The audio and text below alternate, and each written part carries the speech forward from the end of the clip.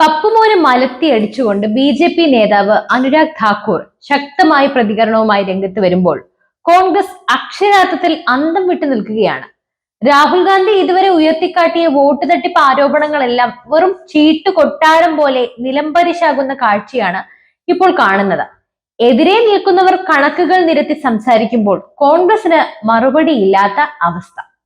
അതായത് വോട്ട് തട്ടിപ്പ് എന്ന രാഹുൽ ഗാന്ധിയുടെ ബാലിശമായ ആരോപണങ്ങൾക്ക് ബി.ജെ.പി. നൽകുന്ന തകർപ്പൻ മറുപടി കേട്ട് കോൺഗ്രസ് നേതാക്കൾക്ക് ഉരിയാടാൻ പോലും ആകുന്നില്ല.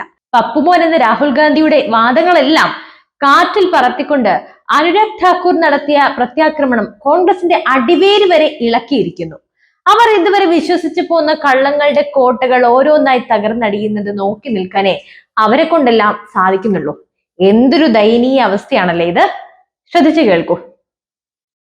രാഹുൽ ഗാന്ധി എവിടെയെല്ലാമാണ് വോട്ട് തട്ടിപ്പ് നടന്നു എന്ന് ആരോപിച്ചത്?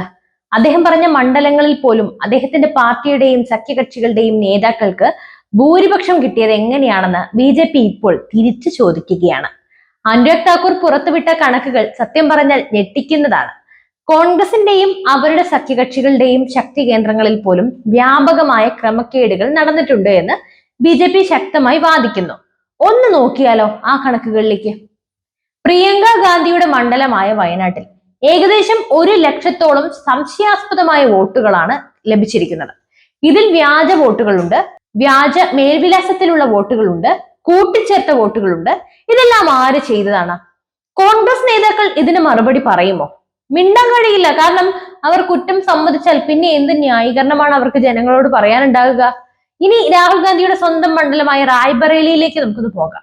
അവിടെ 2 ലക്ഷത്തിലധികം വോട്ടുകളാണ് സംശയാസ്പദമായിരിക്കുന്നത്. ഡ്യൂപ്ലിക്കേറ്റ് വോട്ടുകൾ, വ്യാജ മേൽവിലാസങ്ങൾ, നിയമവിരുദ്ധമായ കൂട്ടിച്ചേർക്കലുകൾ, ABCD ഒക്കെ ഇതിലും പെടും. ഇതിനൊക്കെ പുറമെ 52,000 വ്യാജ ജനന സർട്ടിഫിക്കറ്റുകളാണ് ഈ തട്ടിപ്പിന് വേണ്ടി നിർമ്മിച്ചത് പോലും. രാഹുൽ ഗാന്ധിക്ക് ഇതിനെക്കുറിച്ച് എന്തെങ്കിലും പറയാനുണ്ടോ? തട്ടിപ്പ് നടത്തി ജയിക്കാൻ ശ്രമിച്ചതിന് ജനങ്ങളോട് മാപ്പ് പറയുമോ? ഇല്ല. കാരണം നുണകൾ മാത്രം പറഞ്ഞു ശീലിച്ചവർക്ക് സത്യം പറയാൻ ധൈര്യം ഉണ്ടാകില്ലല്ലോ.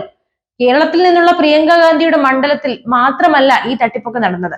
തമിഴ്നാട്ടിലെ MK സ്റ്റാലിന്റെ കൊള്ളത്തൂരിലും, ഉത്തർപ്രദേശിലെ അഖിലേഷ് യാദവിന്റെ കനൂജിലും, ഡിംപിൾ യാദവിന്റെ മായിൻപൂരിയിലും, അതുപോലെ ബംഗാളിലെ അഭിഷേക് ബാനർജിയുടെ ഡയമണ്ട് ഹാർബറിലും എല്ലാം സമാനമായ രീതിയിലുള്ള വോട്ട് തട്ടിപ്പുകൾ നടന്നിട്ടുണ്ട് എന്ന് ബി.ജെ.പി. ആരോപിക്കുന്നു.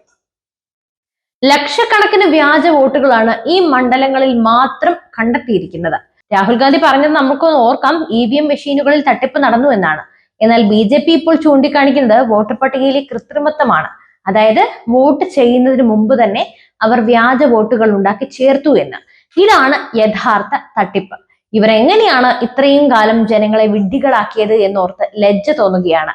അനുരാഗ് ഠാക്കൂർ ചോദിക്കുന്നത് ഇതാണ്. അതായത് വോട്ട് മോഷണം നടത്തി എന്ന് പറയുന്ന ഈ നേതാക്കൾക്ക് അധികാരത്തിൽ തുടരാൻ എന്ത് ധാർമ്മികമായ അവകാശമാണുള്ളത്? അവർ രാജിവെക്കുമോ? ഈ ചോദ്യത്തിന് കോൺഗ്രസിനും മറ്റ് പ്രതിപക്ഷ പാർട്ടികൾക്കൊന്നും മറുപടിയില്ല. ഇന്ത്യ സഖ്യമൊക്കെ എവിടെയോ ഓടി ഒളിച്ചു എന്നാണ് കേട്ടത്. കാരണം അവർ കുറ്റക്കാരാണെന്ന് അവർക്ക് നല്ലപോലെ അറിയാം. കെട്ടിച്ചമച്ചതൊക്കെ ഇടിഞ്ഞു പൊളിഞ്ഞു വീണല്ലോ. ഇത്രയും ഗുരുതരമായ ആരോപണങ്ങൾ ബി.ജെ.പി. ഉന്നയിക്കുമ്പോൾ കോൺഗ്രസ് നേതൃത്വം എവിടെയാണ്? അവർ എന്തുകൊണ്ടാണ് ഈ മൗനം പാലിക്കുന്നത്? അവരുടെ മൗനം ഈ ആരോപണങ്ങൾ ശരിവെക്കുന്നതിന് തുല്യമല്ലേ?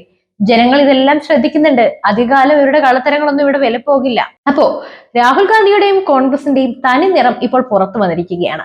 അവർക്ക് ജനങ്ങളെ സേവിക്കാനല്ല, മറിച്ച് തട്ടിപ്പിലൂടെ അധികാരം നേടാനാണ് താല്പര്യം. അപ്പോൾ ഇനിയും ഈ കള്ളന്മാരെയൊക്കെ വിശ്വസിക്കണോ എന്ന് നിങ്ങൾ തന്നെ തീരുമാനിക്കുക. നിങ്ങളുടെ അഭിപ്രായങ്ങൾ കമന്റ് ബോക്സിൽ രേഖപ്പെടുത്തുക. മറ്റൊരു വാർത്തയുമായി വീണ്ടും എത്തും വരെ നന്ദി.